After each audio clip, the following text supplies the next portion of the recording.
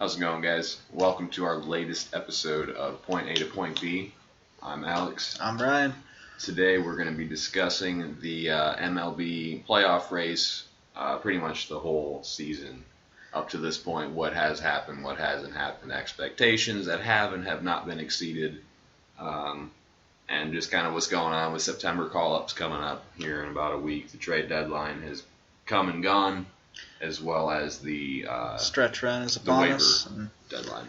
Yeah, the waiver deadline's almost over, so the stretch run's upon us. So let's see. Yeah, let's talk about what baseball looks like shaping up for the postseason. So to start off the show on a positive note, we were going to talk about the Nationals, but we're going to start off on a positive note, talk about the biggest surprise in baseball, and I would say that's been the Oakland Athletics this season. Absolutely. You know, they've got the lowest payroll in baseball this year. And everybody and their mother has them making the playoffs now. But you talk to everybody and their mother at the start of the season, and everybody expected them to occupy the basement of that division. I think the moral here is that mom's not always right. Yeah, so, mom's that's right. And it's also, I think it's just also one of those lessons where don't ever underestimate the A's. They're one of these franchises that just does this. They do this yep. Where they go through a cycle. They realize that they sell early when they're in the peak of their cycle, like when they had Cespedes and all those guys for their last runs, and they sold early on all those guys, and now they've got all this young talent coming up again, and they're going on a run. It's nobody's household names, but everybody's a rookie that has great promise, or a young player that has great promise. Like even Chris Davis is young as hell. But the weird thing is their pitching staff has been these used-to-be's. Like, all their young pitchers are hurt. Cotton's hurt, Goss's hurt, Blackburn's hurt, Andrew Triggs is hurt. Those were supposed to be the guys. Now you have Mike Fears, right? Edwin Jackson, Brett Anderson, Trevor Cahill. Like, all these guys are 30 or older. Yep. So it's been on the offensive side, and then just the combination of them finding guys that were guys to patch together a rotation and a bullpen. Yeah. Their bullpen is good. Yeah, and that's probably why they're really also, we talk about the offense all day with them, but their bullpen, their defense, the starting rotation is definitely the weak spot because it's just a bunch of older kind of 3, 4, 5 veterans, but under the radar move they just made they're putting up numbers. Fernando Rodney. They just added him to the bullpen. All right, yeah. A sneaky move that no one's talking about. Mm-hmm. I remember at the beginning of the year when we did our podcast, I was saying, yes, Jonathan LaCroix chose to go to the Oakland Athletics, and it would seem that he made a pretty decent choice. It would seem that way. It would definitely seem that he knew something that the rest of us didn't. And I said again, maybe we should all just remember not to underestimate Billy Beane over there and his money ball and all that stuff. And because this is what the A's do. They just come out of nowhere. And this will last for like 2 or 3 seasons. They'll sell all these guys high, or sell high on all these guys. They'll be lucky if they keep them 2 more years, 3 more years. If they do, they'll be there. Biggest surprise. Biggest surprise. Biggest disappointment, without a doubt. Washington. There's actually Nationals. A couple teams here, but yeah, the Washington Nationals. How can you, when you have Max Scherzer, who, at another time we can argue over who the best pitcher in major leagues is, but I think there's a good argument for him to be made that he is the best pitcher in the majors over the last 5 years and not Clayton Kershaw. But we'll get into that another time. But how can you have a pitcher who's at least 1 or 2 as far as starting pitchers go, and Bryce Harper and all these other guys who you had around the infield and outfield, and you're 8 games out of the playoffs right now, something like that. Yeah, they got rid of that man named Dusty Baker. Yeah, I thought that was going to solve all their problems. Right, back-to-back 95-win seasons with the guy, but they couldn't get out of the divisional round. Doesn't matter that they were playing the teams that went on to play in the World Series or anything like that. People thought get rid of him. Well, look what that did for you. Does this I don't think anybody ever really talks about Bryce Harper's need to be more of a leader. Like, he's not really a leader on the team. Like, I don't know. Like, obviously it's Bryce Harper's team, but I just don't see him being like. How do you, if you're supposed to be this $300 million man? How are you not? I would almost even say I feel like it's more of Max Scherzer's team than it is Bryce Harper's team. When you watch them play, when you look at them, I feel like. But what it's supposed to be. Right. I'm saying if you're wanting $300 million like Bryce Harper's wanting, how are you playing second fiddle? How are you not making it to where your team's going to the play? I mean, I know it's baseball and one guy can't do it all, but you think there'd been enough talent around him that I don't know. I'm just, you know me, I'm not completely sold on Bryce Harper being the godsend that everybody thinks he is or says he is or whatever. Right. I think he's a good ball player. But to put him in the same category as Mike Trout, as people try to, you're just not paying attention, I think. But Bryce Harper, to give him his credit, he says that. Bryce Harper at the All-Star game when they did the interview with him or whatever, he said Mike Trout's the best in the game, and if you don't think that, you're not watching. If you're looking at numbers and what people have actually done over the past few years, I feel like he's not even a top 5, maybe even top 10 player right now. He's hitting 250. Like he's hitting 295 since July 1st, and everybody's like, Bryce Harper's back. He's hitting 295. Like, is that what a superstar best player in the league hits, is 295? No.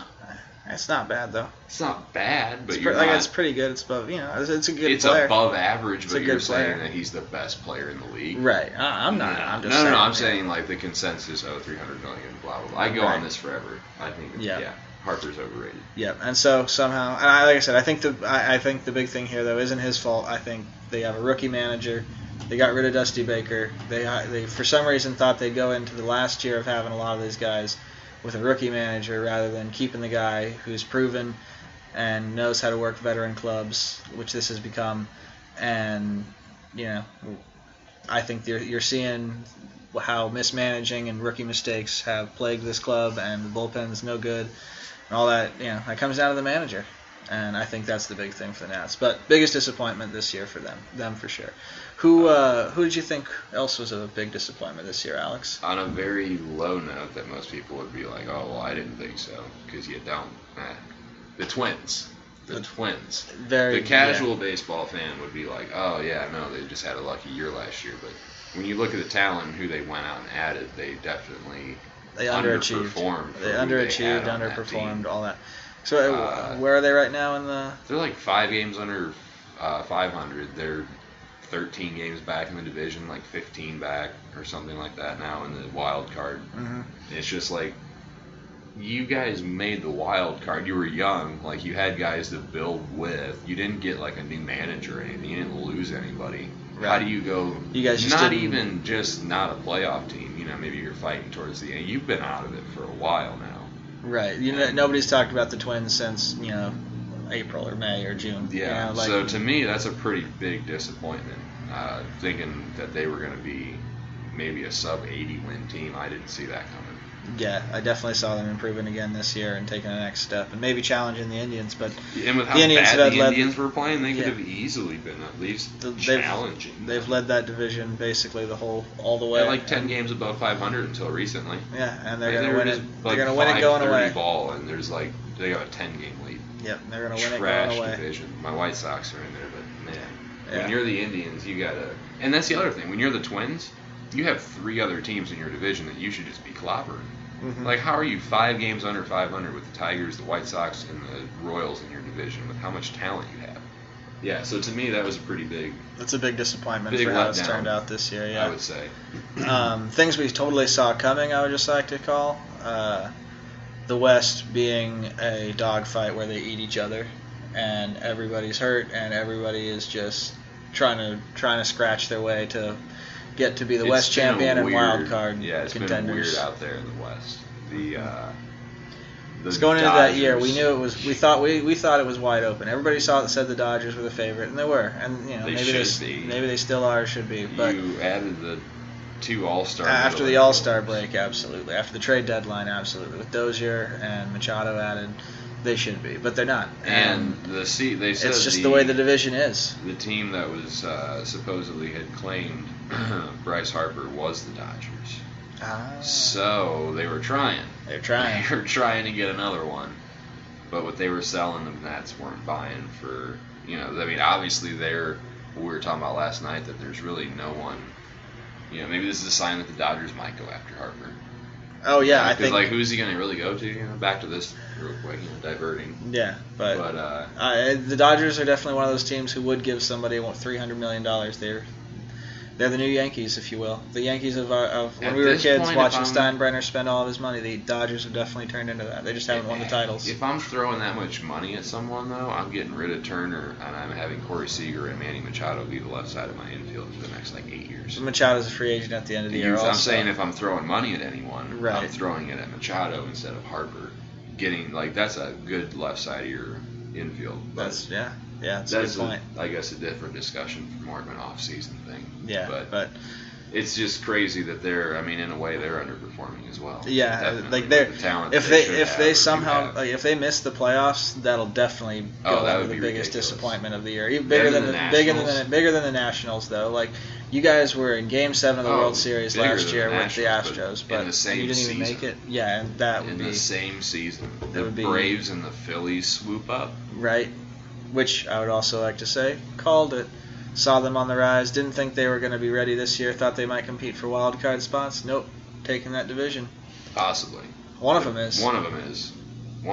But the Braves have the bit upper hand at the moment. Yeah. They have a 2-game lead right now. Both teams have been skidding here. I think their youth is showing right now in those teams that they're getting a little tired. The youth is showing, and they made a great trade with the Orioles that no one talked about. Getting Kevin Gausman, a little bit of a veteran. He's like 28, been with the Orioles for a few years now. Right. And he went out a couple days ago and threw 8 innings of 3-hit ball for him. That's the kind of stuff you need when you rest your team isn't playing well. You need those young guys that have that veteran in the locker room. Even the Orioles, they suck now, but they were a playoff team not that long ago. So somebody who's been on the team's got some experience there. So yeah. It was a good move. By the Braves. The Braves might be back. They're in young, terms of year after year. Dude, I told you at the start of the year, the two guys they had, the Acuna Jr. and Ozzy Albies. Yeah, Ozzy Albies. Those guys, man, I saw them in spring training, and I said they're not scared, they're ready, they're good to go. And I saw this team coming. Freddie Freeman's still there. Freddie Freeman's a perennial 300 hitter. He's not, and he's kind of a throwback hitter where he hits 300 and he doesn't strike out a lot, and he still hits home runs and drives in runs.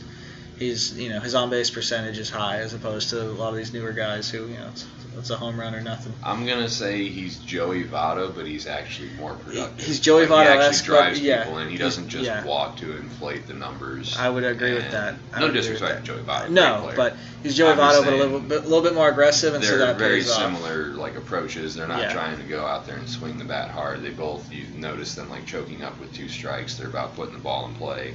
No one plays a shift on them because they'll just slap it the other way. Yeah, they've actually got good back control and all that kind of stuff. Yep. So that's the Braves, Phillies, a bit of a surprise. Jake Arrieta made the right move there going to Philly. It made sense. He saw it. Saw the young guys, anchored it up. Him and Lucroy were the free agents who saw something that the rest of the world didn't, I guess. Yeah. And they were the ones that signed later on, just kind of waited it all through. Mm-hmm. And so we'll transition from Jake Arrieta to the Central with the Cubs. Used to be tied to the Cubs. They're probably regretting that one a little bit now. But especially every Cubs fan I talk to, they're like, we don't regret it. They're like, we would do it all over again. You try Darvish, and that's how they feel. Darvish, I think he's overrated. He doesn't perform, but he's hurt right now, and I won't speak ill of the man because he hasn't been really healthy all year. So can't blame him for not performing. The man's been hurt. The Cubs and the Brewers in that division. And the Cardinals. The Cardinals coming out of nowhere. That's something that definitely is worth talking about. Firing your manager at the All-Star break, and now you're the first place in the wild card. I mean, they've got the talent there. You got Matt Carpenter. You've got Marcell Ozuna. You've still got Yachty. You've got Paul DeJong.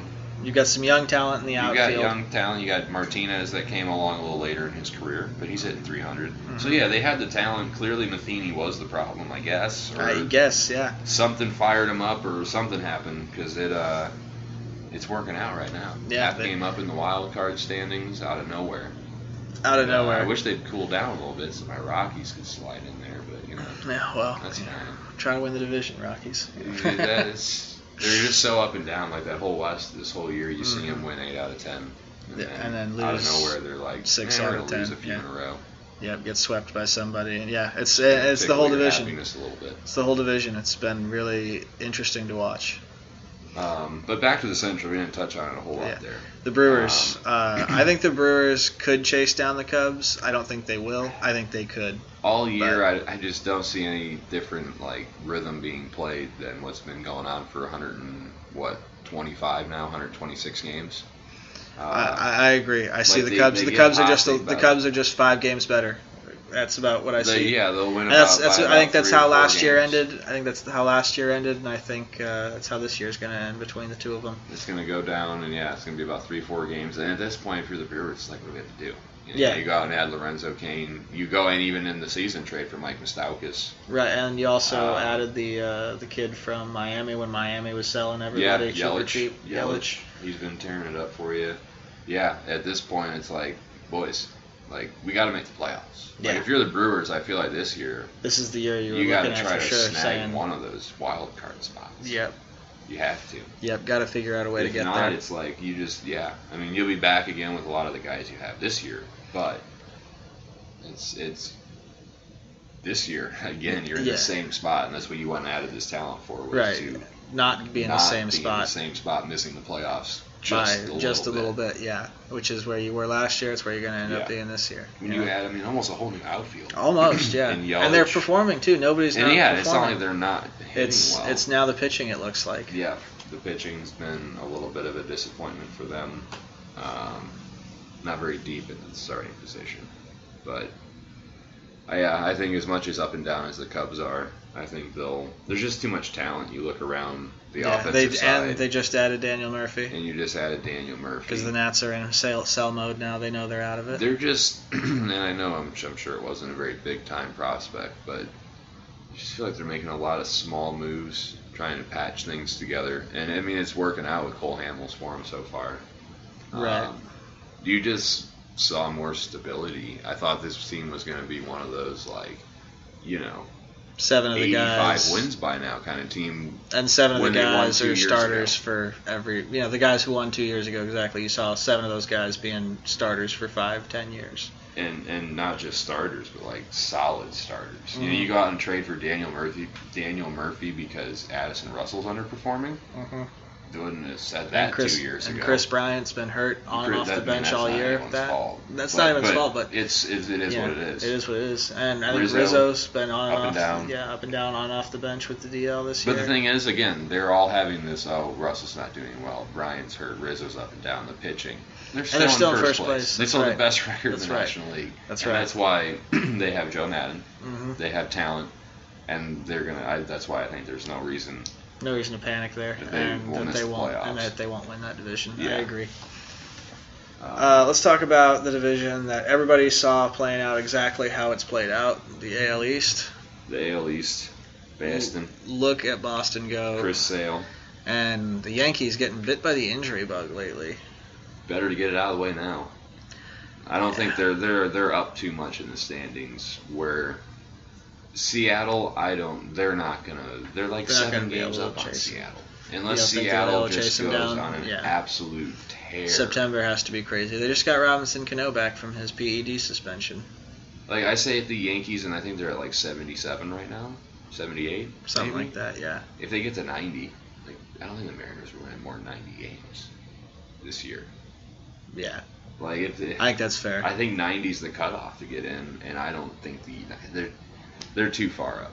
I think they're too far up. I think the Mariners are going to be the odd team out again with the wild card. I think the A's are going to keep up what they're doing well enough. Yep. And the Astros are getting healthy. They're going to be just fine too. I think they'll be fine. I don't see them missing the playoffs. That'd be what if the Astros, the Dodgers, and the Nationals. What if they all miss the playoffs? That'd be incredible. The same year after that. That would be nuts. That'd be incredible. But I don't see the Astros missing. I think they're too good. I think it's one of those things also where they're getting healthy. Altuve just got back.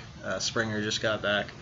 They're going to go on a little run here when those guys start swinging it. I would say so. There's too much talent. There's too much on both sides of the ball. Yeah. It's not like you just have hitters. They have definitely the whole thing. But back to the East. Boston, question for you. Who's the MVP on that team, Mookie Betts or JD Martinez? Because both of their numbers are absolutely insane.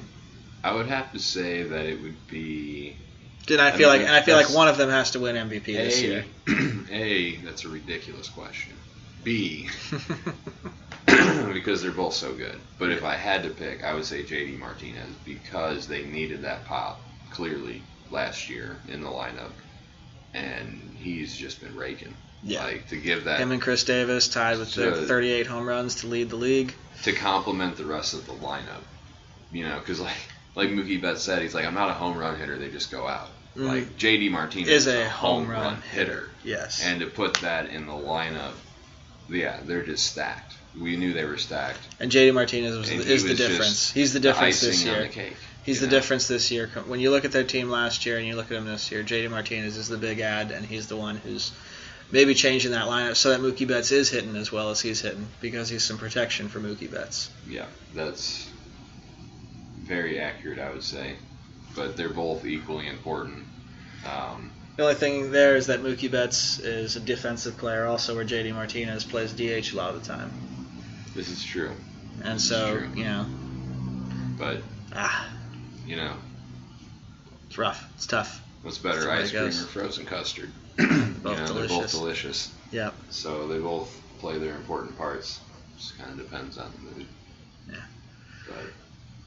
But, I guess, kind of, I don't know. Anything else? Any other random tidbits that anyone had? I guess the Marlins have been a little better than expected, but just as I would say, just as Orioles, just as non-competitive. The Orioles are astoundingly bad. They're on pace to lose over 100.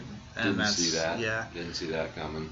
The Cellar's got a little bit more in it than you thought.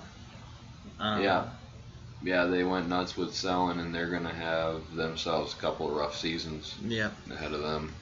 Yep. The Blue Jays are in a weird, we don't know where we're at kind of deal. I think they're in the beginning of a rebuild. I think so kind too. Of deal. No. And I think a team that is doing very interesting things this year that nobody's talking about in baseball is the Tampa Bay Rays.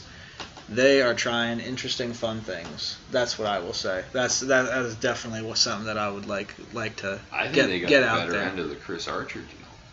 I think they probably Honestly, did. Like Meadows and Gas now. I love what they're doing. They're doing a lot more starting relievers, and they'll have them only go an inning or two to break through the start of the lineup, and then they're just kind of rotating pitchers. You shouldn't be allowed to start trends when your name's the Rays. Well, you know that shouldn't be allowed. When you their manager, he used to be their AAA manager, and he won the title down there, and they brought him up, and they said, "All right, do your stuff." And then he's just as creative as Joe Madden was, I would guess. When you're having 9 adults and 7 children show up to your games, you shouldn't be allowed to set trends. That's what I'm saying.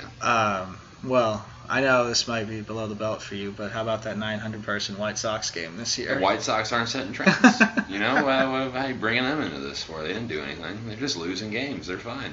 They won. They're in a rebuild. They're in Leave Brittany alone. They've been having more. The crowds have been getting better in the summertime. It was embarrassing at first, but Chicago bad weather. It is what it is. Smaller market club, It is what it is. We're not starting relievers, so leave us alone. Yeah, but I think they are going to be a very, very interesting team to watch next year and this offseason to see what kind of moves they make, see if they continue on this way where they're going to build their team differently than everybody else builds their team. Which will be interesting for sure. Yeah.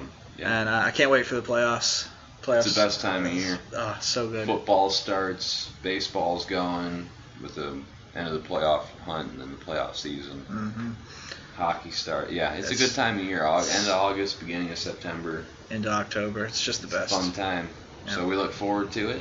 And we'll try to give you guys some more of these over that time so that we'll keep you in the loop as far as what we think about the playoffs and other sports. If you guys need anything, leave comments in the comments bar. We'll get back to you. Yeah. Or anything. Yeah. So, yeah. Have a good time. Bye.